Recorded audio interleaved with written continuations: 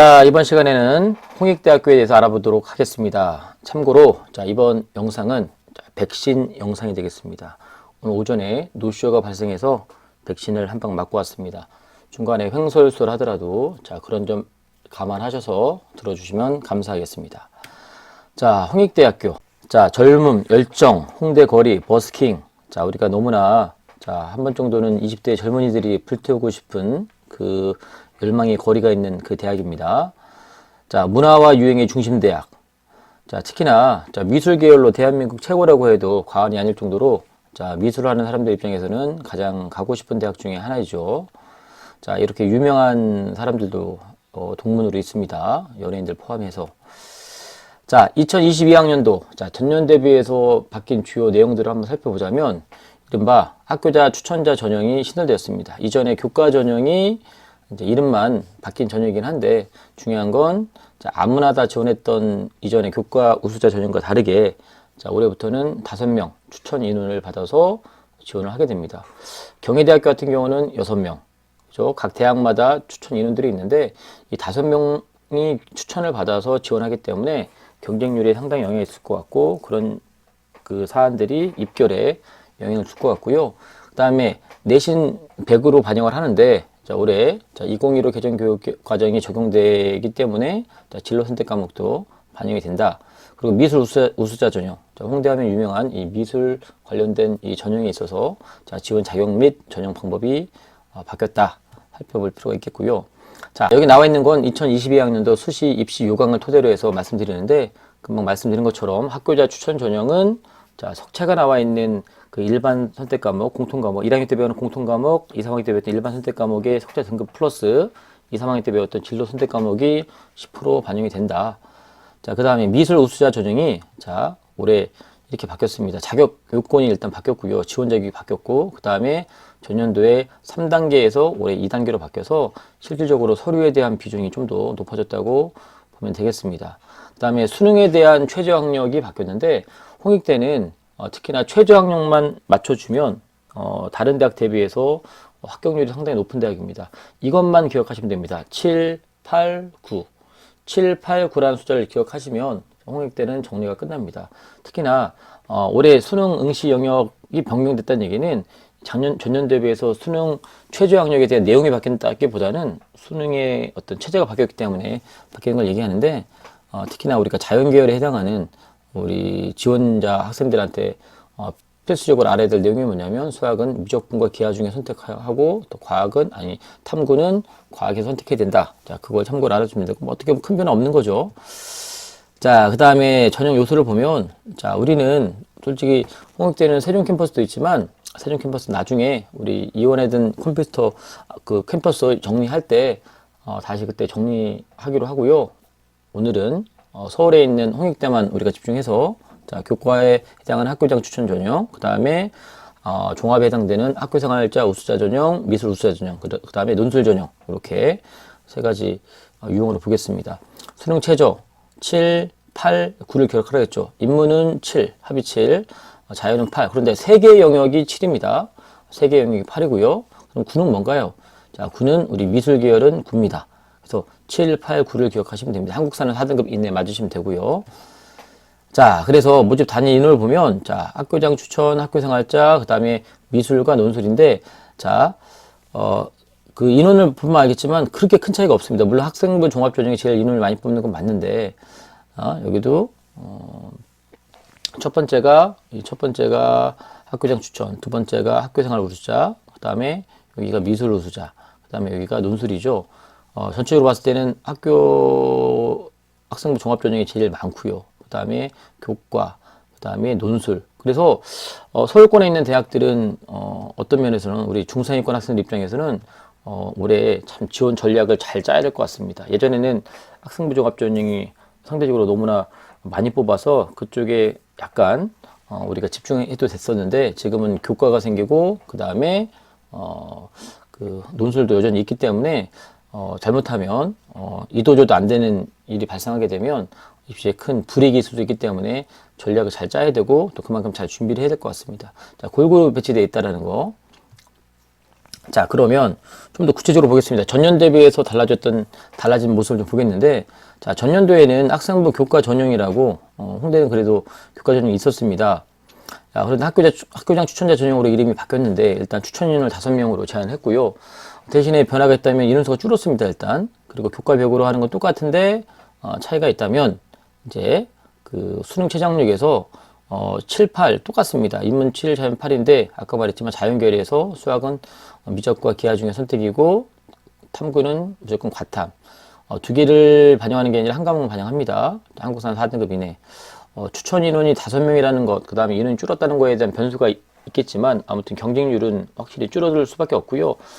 핵심은 내신으로 뽑는 건 맞지만 일단 최저학력 통과 여부가 제일 중요한 것 같습니다. 특히나 바뀐 수능 체제에서 우리가 인문에 해당하는 학생들이 최저학력을 못 맞출 거라고 하는 이런 조심스러운 예측들이 계속 있기 때문에 반대로 자연 계열은 더 상대적으로 더 유리하게 적용할 수 있지 않을까, 그런 변수가 좀 작용하기 때문에 올해 이결에 대한 상당한 그 결과에 대한 주목을 할 필요가 있을 것 같고요.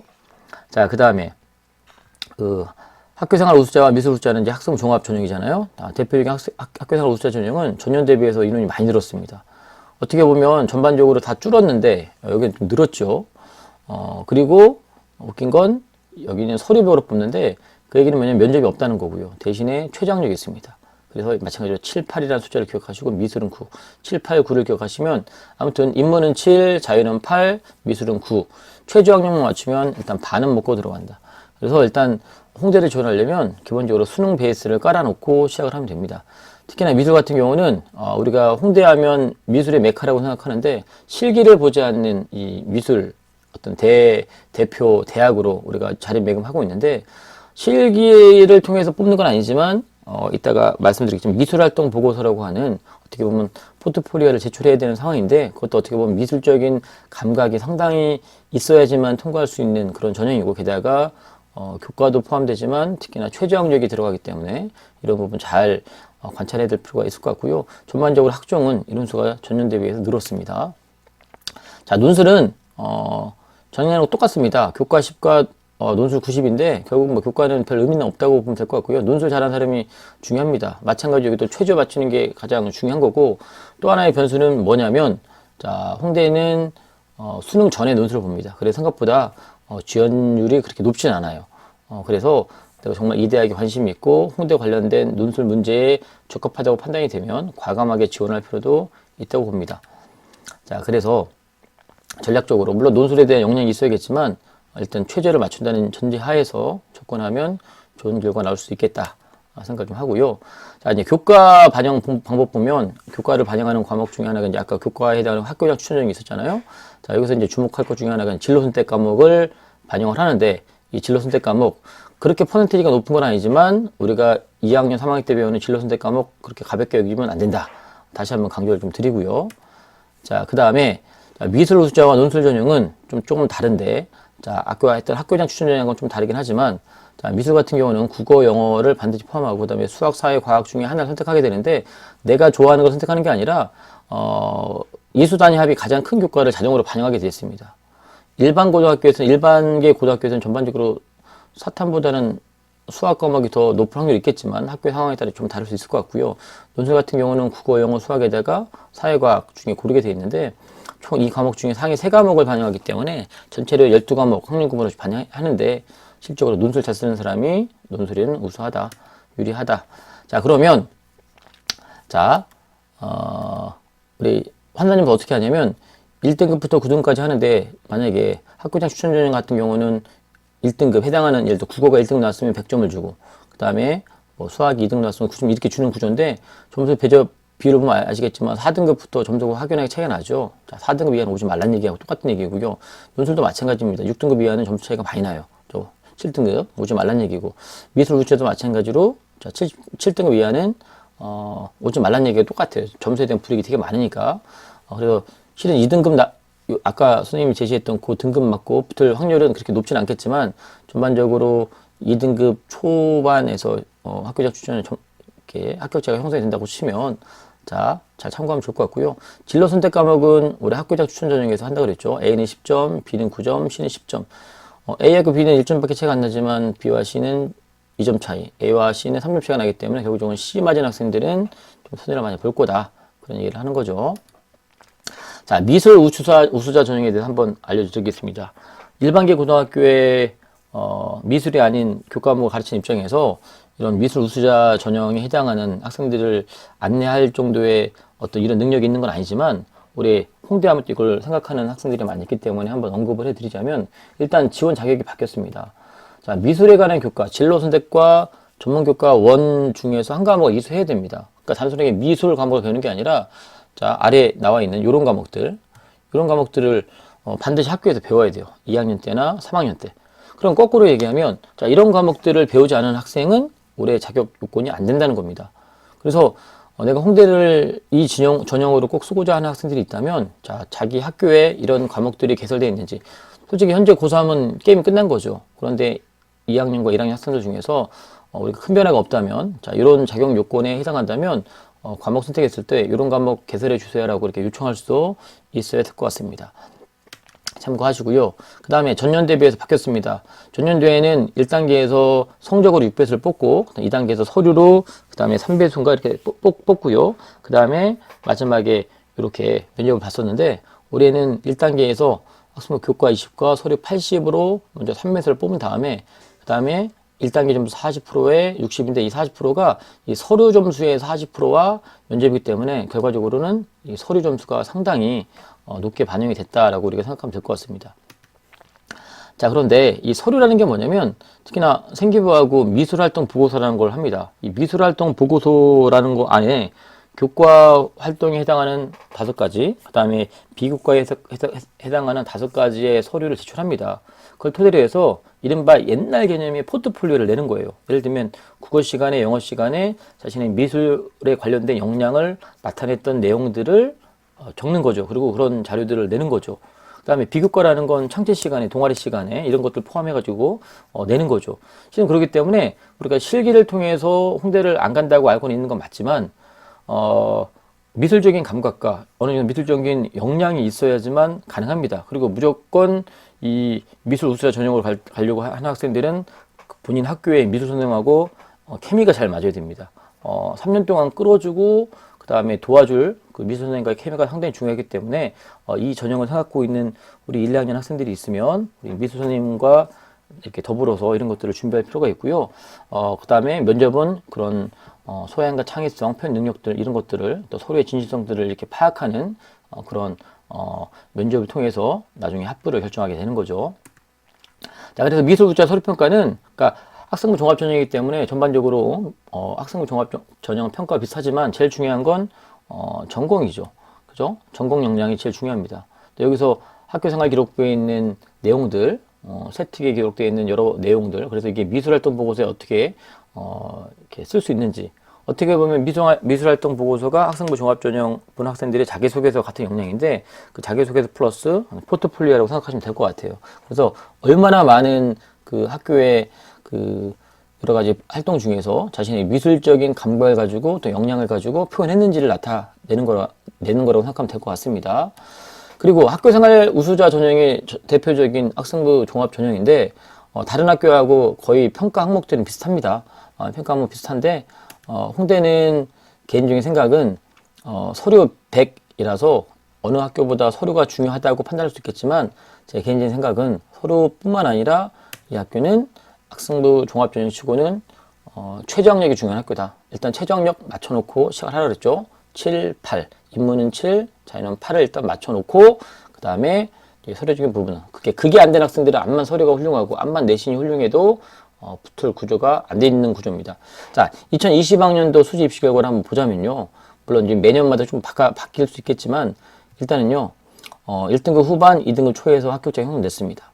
네, 전년도하고 2021학년도 또 좀 비교해 봐야겠지만 자, 작년도 재작년 거고 비교해서 올해 같은 경우는 일단 학교장 추천 전형이 인원을 5명으로 제한했기 때문에 전년 대비해서 경쟁률은 좀 더 떨어지겠죠. 하지만 모집 인원이 줄었기 때문에 곧 하나의 변수가 될 것 같고 그 다음에 최저학력을 맞출 수 있는 이 개연성 특히나 인문계열 학생들은 최저학력을 못 맞출 개연성이 상당히 있다. 특히나 수시에서 영어는 어떤 치트키 역할을 했지만 올해 같은 경우는 작년 같은 영어의 어떤 그 난이도로서의 접근하지 않을 개연성이 높습니다. 그래서 특히나 수시를 준비하는 수시에서의 최저학력을 준비하는 학생들 입장에서는 뭐 다른 교과목마다 다 본인의 역량이 있겠지만 특히 영어 과목에 좀 더 집중해서 최소한 영어에서 2, 3등급 이내에 만들어 놓으면 좀 더 수월하게 접근하겠지만 만약에 그게 어긋나면 이렇게 최저학력이 걸려있는 대학에서 상당히 고전을 면치 못할 수 있다. 그럼 상대적으로 최저만 맞추면 지금보다 내신이 훨씬 떨어져도 이른바 뻥꾸가 나서 생각보다 낮은 내신으로 대학 붙을 수 있는 개연성이 있다 라고 조심스럽게 한번 전망을 한번 해보고요. 그 다음에 학교생활 우수자. 자, 우리는 항상 이 최저에만 관심이 있는데 우리가 오해를 잘못합니다. 학교생활 우수자는 내신이 안 좋은 학생들을 뽑아주는 전형이 아닙니다.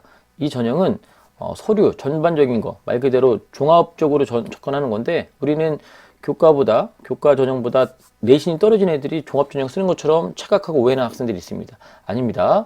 그런데 이 홍대 같은 경우는 서류에 대한 그 준비도도 상당히 중요한 건 맞지만 최저를 어느 정도 맞춰줘야지 그나마 기회가 온다.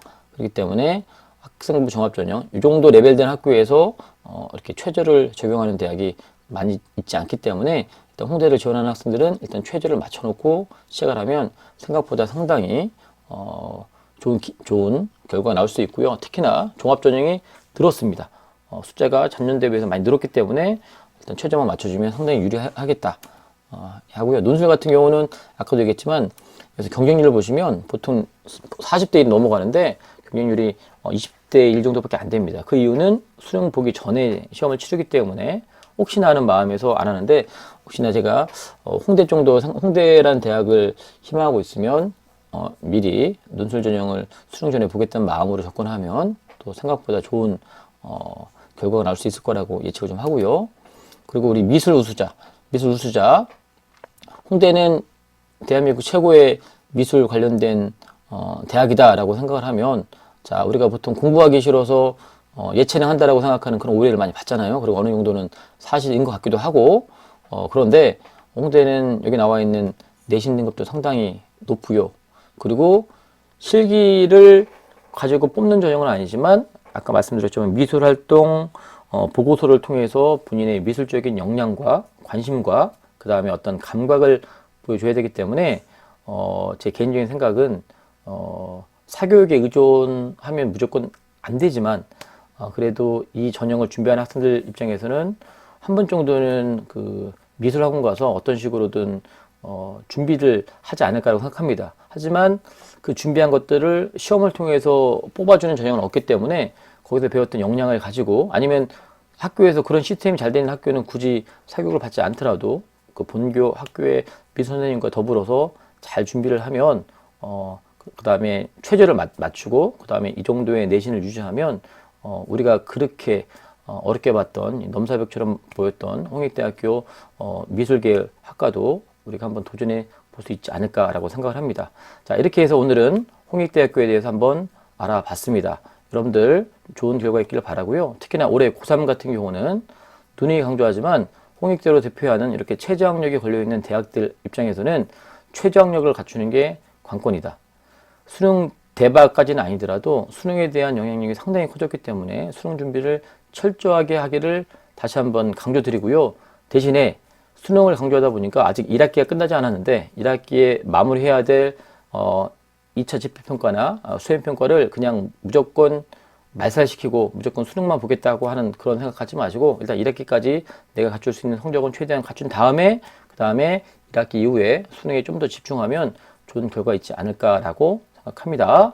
여러분들 응원하고요. 항상 화이팅 하시기 바랍니다.